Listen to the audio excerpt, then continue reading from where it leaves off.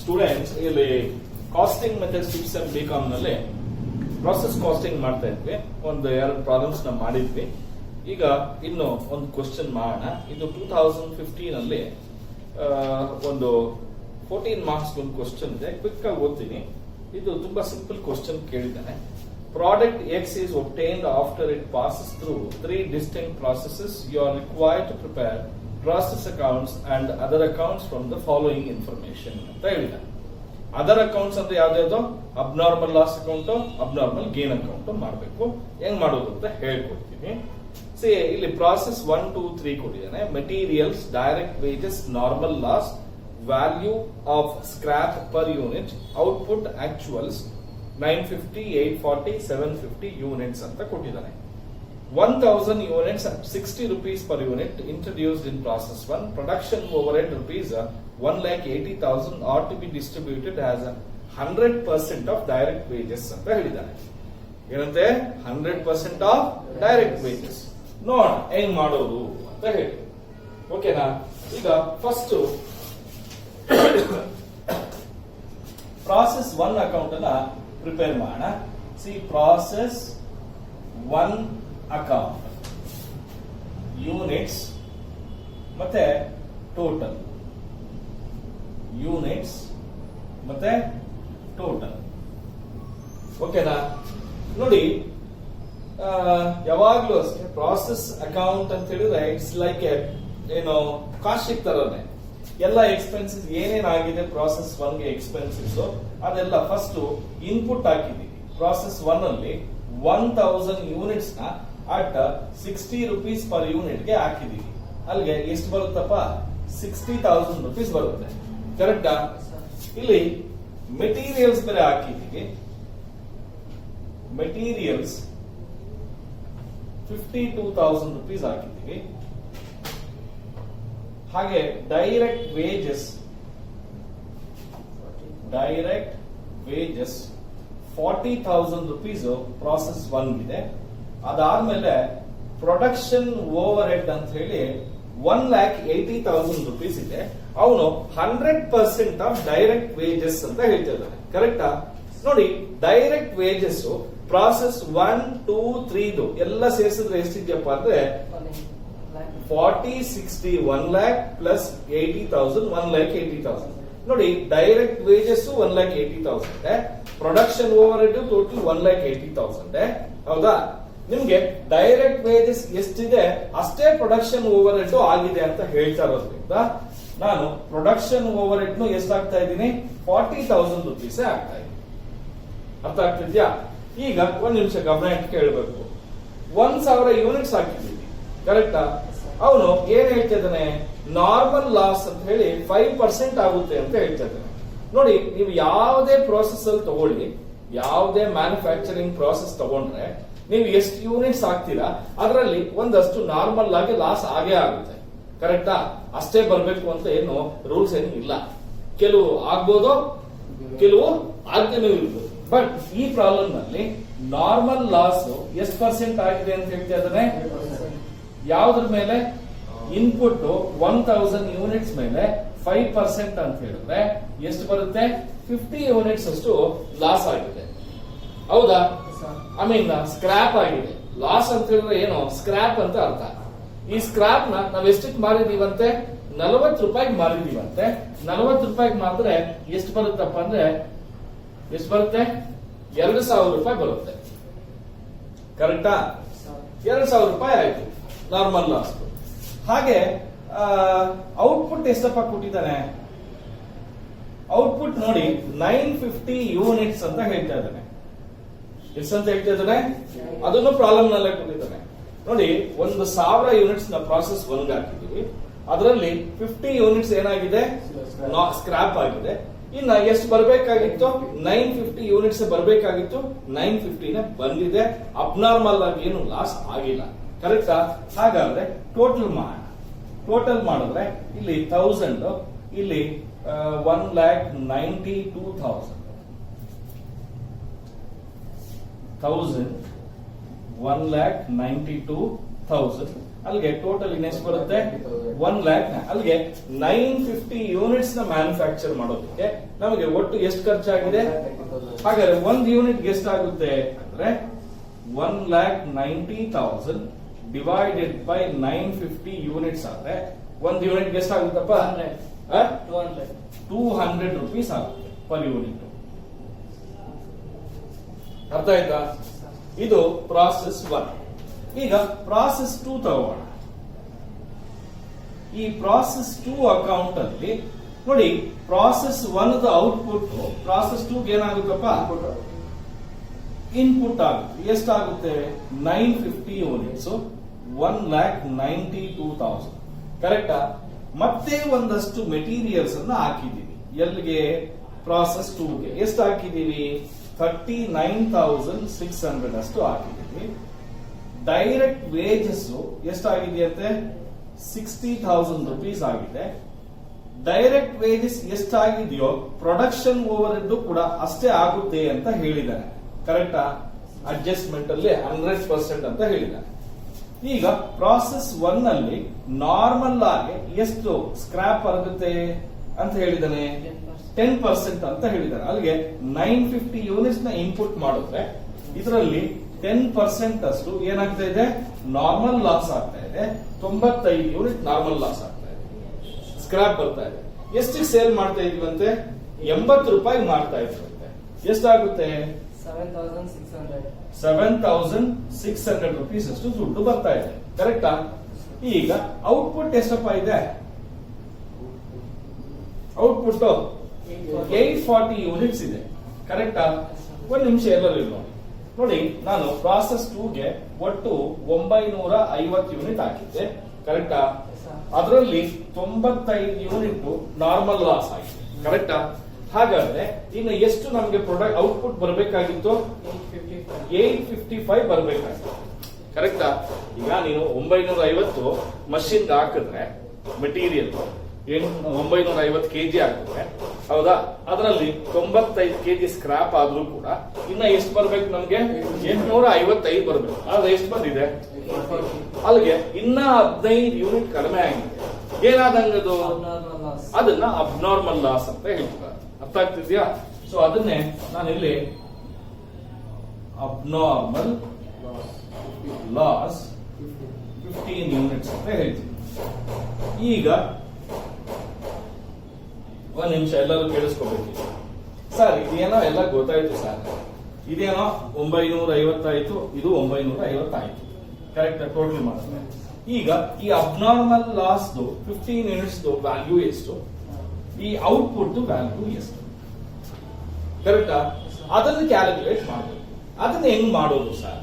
ನೋಡಿ, ಯಾವಾಗ್ಲೂ ಅಷ್ಟೇ ನೀವು ವ್ಯಾಲ್ಯೂ ಆಫ್ ಅಬ್ನಾರ್ಮಲ್ ಲಾಸ್ ಹೆಂಗ್ ಕ್ಯಾಲ್ಕುಲೇಟ್ ಮಾಡ್ತೀವಿ ಅಂದ್ರೆ, ಫಸ್ಟ್ ಟೋಟಲ್ ಕಾಸ್ಟ್ ಎಷ್ಟಿದೆ? ಟೋಟಲ್ ಕಾಸ್ಟ್ ಎಷ್ಟಿದೆ ನೋಡಿ. ಟೋಟಲ್ ಕಾಸ್ಟ್ 9, 11, 13, 16, 25, 3 ಅಲ್ವಾ? 25 ಅಂದ್ರೆ 3,51,000. ಕರೆಕ್ಟ್ ಏನಪ್ಪ? 3,51,600. ಕರೆಕ್ಟಾ? ಹಾ, ನೋಡಿ ಕ್ಯಾಲ್ಕುಲೇಟರ್ ಮಾಡಲ್ಲ, ಎಲ್ಲ ನಾನೇ ಮಾಡ್ಬೇಕಾ? 11, 1, 10, 16, 19, 25, 35. ಕರೆಕ್ಟ್ ಆಯ್ತು ಬಿಡು. ಕರೆಕ್ಟ್ ಆಯ್ತು ಬಿಡು. ಈಗ ಟೋಟಲ್ ಕಾಸ್ಟ್ ಇದೇನಿದು? Total cost minus normal loss cost. Normal loss cost ಎಷ್ಟಪ್ಪ ಬಂದಿದೆ? 7,600 ಡಿವೈಡೆಡ್ ಬೈ ಟೋಟಲ್ ಇನ್ಪುಟ್. ಎಷ್ಟಪ್ಪ ಹಾಕಿದೀವಿ? Total input normal loss units ಎಷ್ಟಪ್ಪ ಆಗಿದೆ? ಎಷ್ಟಾಗಿದೆ? 95 ರುಪೀಸ್ ಆಗಿದೆ. ಹಾಗಾದ್ರೆ ನಮಗೆ ಒಟ್ಟು 3,51,600 ರೂಪಾಯಿ ಮೈನಸ್ 7,600 ರೂಪಾಯಿ ನಾರ್ಮಲ್ ಕಾಸ್ಟ್, ಲಾಸ್ ಕಾಸ್ಟ್. ಒಟ್ಟು ಹಾಕಿರೋದು 950, ಲಾಸ್ ಆಗಿರೋದು 95 ಇಂಟು ಟೋಟಲ್ ಎಷ್ಟಪ್ಪ ಅಬ್ನಾರ್ಮಲ್ ಲಾಸ್ ಯೂನಿಟ್ಸ್ ಆಗಿರೋದು? 15 ಯೂನಿಟ್. 15 ಯೂನಿಟ್ ಎಷ್ಟಾಗುತ್ತೆ? ಎಷ್ಟಾಗುತ್ತೆ ನಾನು ಹೇಳ? 11ರಲ್ಲಿ 7 ಹೋದ್ರೆ 4 4 3 855 ಇಂಟು 15 ಎಷ್ಟಪ್ಪ?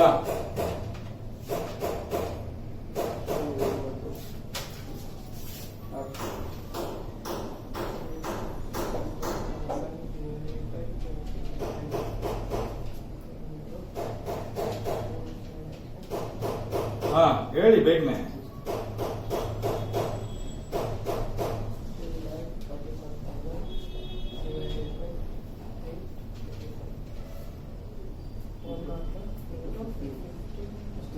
ನಾರ್ಮಲ್ ಲಾಸ್ ಔಟ್ಪುಟ್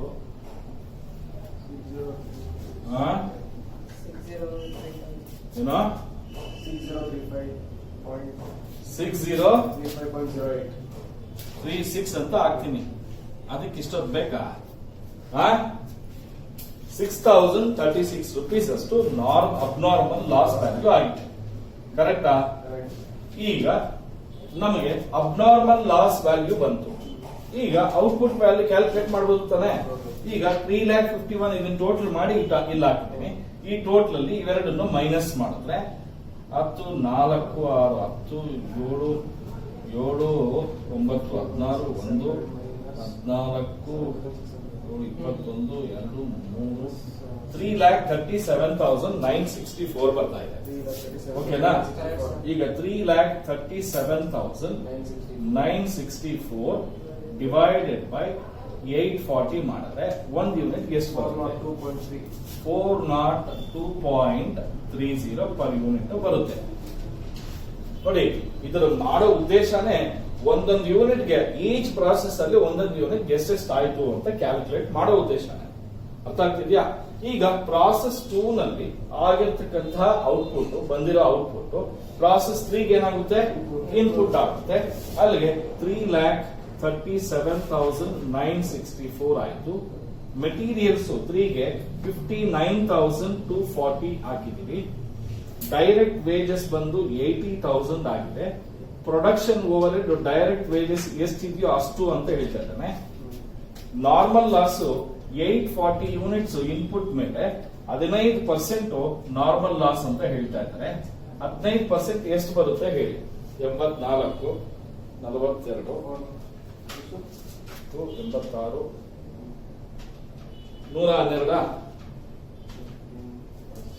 ಅದೇನ್ ಕ್ಯಾಲ್ಕುಲೇಟರ್ ಅಲ್ಲಿ ಮಾಡ್ತಿರೋ? 126 ಅಲ್ಲೋ ಎಷ್ಟೊತ್ತು ಮಾಡ್ತಿದ್ರು? ಎಷ್ಟು ರೂಪಾಯಿಗೆ ಮಾರಿರೋದು ಒಂದು ಯೂನಿಟ್ಗೆ? 100 ರೂಪಾಯಿಗೆ ಮಾರಿದ್ವಿ. ಕರೆಕ್ಟಾ? 100 ರೂಪಾಯಿಗೆ ಮಾರಿದ್ರೆ 12,600 rupees ಆಗುತ್ತೆ. ಕರೆಕ್ಟಾ? ಈಗ ನೀವೇ ಯೋಚನೆ ಮಾಡಿ, 840 ಯೂನಿಟ್ ಇನ್ಪುಟ್ ಹಾಕಿದ್ವಿ. ಇದರಲ್ಲಿ 126 ಯೂನಿಟ್ ಏನಾಗಿದೆ? ನಾರ್ಮಲ್ ಲಾಸ್ ಆಗಿದೆ. ಹಾಗಾದ್ರೆ ಔಟ್ಪುಟ್ ನಮ್ಗೆ ಎಷ್ಟು ಬರಬೇಕು? 714 ಯೂನಿಟ್ ಬರಬೇಕು. ಬಂದಿರೋದು ಎಷ್ಟು? ಜಾಸ್ತಿ ಬಂದಿದೆ. ಕರೆಕ್ಟ್ ಇಲ್ವೋ? ಇದನ್ನ ಲಾಸ್ ಆದ್ರೆ ಅಬ್ನಾರ್ಮಲ್ ಲಾಸ್ ಅಂತ ಇಲ್ಲಿ ಕರೀತಾ ಇದ್ವಿ. ಗೈನ್ ಆಗಿರೋದ್ರಿಂದ ಇಲ್ಲಿ ಅಬ್ನಾರ್ಮಲ್ ಗೈನ್ ಅಂತ ಹೇಳಿ ಎಷ್ಟು ಯೂನಿಟ್ ಆಗಿದೆಯಪ್ಪ? 36 ಯೂನಿಟ್ಸ್ ಆಗಿದೆ.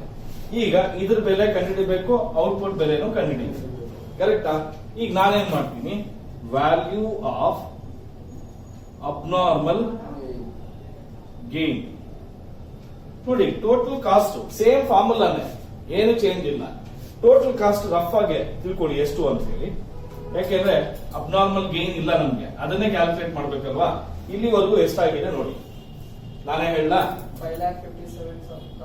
5,57,204 minus 12,600 divided by 840 minus 126 into 36. ಎಷ್ಟು ಬರುತ್ತೆ ಹೇಳಿ?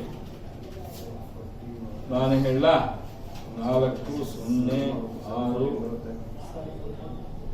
6ರಲ್ಲಿ 4 5ರಲ್ಲಿ 4 5,44,604 divided by 714 into 36.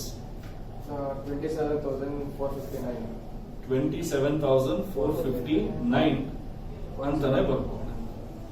ಓಕೆನಾ? ಈಗ 27,459. ಈಗ ಚೆಕ್ ಮಾಡಿ ಟೋಟಲ್ 10, 16, 1, 5, 7, 16, 1, 8, 17, 18, 19, 20, 25, 28, 5. ಓಕೆನಾ? 876 ಇದು ಟೋಟಲ್ ಇಲ್ಲ ಹಾಕಿದ್ದೀನಿ, ಈ ಟೋಟಲ್ ಇಲ್ಲ ಹಾಕಿ. ಓಕೆನಾ? ಟೋಟಲ್ ಕಾಸ್ಟ್ ಬಂದು 5,84,663. ಮೈನಸ್ ಮಾಡಿದ್ರೆ ಎಷ್ಟು ಬರುತ್ತೆ? 5,72,063. ಕರೆಕ್ಟಾ?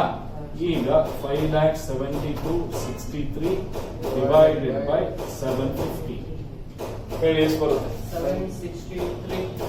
763 rupees per unit ಬರ್ತಾ ಇದೆ. ಕರೆಕ್ಟಾ ಸರ್? ಇದು process 1 account, process 2 account, process 3 account.